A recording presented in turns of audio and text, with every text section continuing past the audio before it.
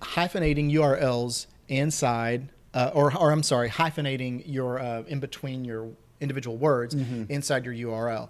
And this is really, I don't think this is so much for Google, but it's as it is for users. I think Google Probably not anymore. Probably Yeah. at one point it was. So for Yeah. the example we have here is if you do circuit board design services, instead of just writing circuit board design services, one giant string of letters, put a dash between circuit and board and design and services. I think it does I think it's helpful to Google.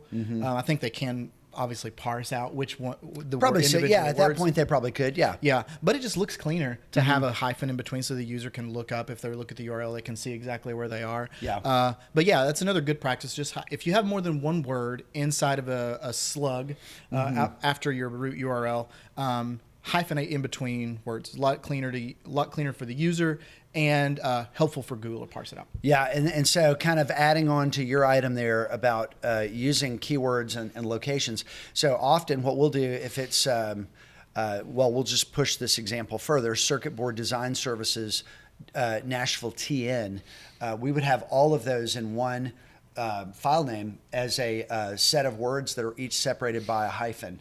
And the only other thing I've ever seen anyone do is use underscores.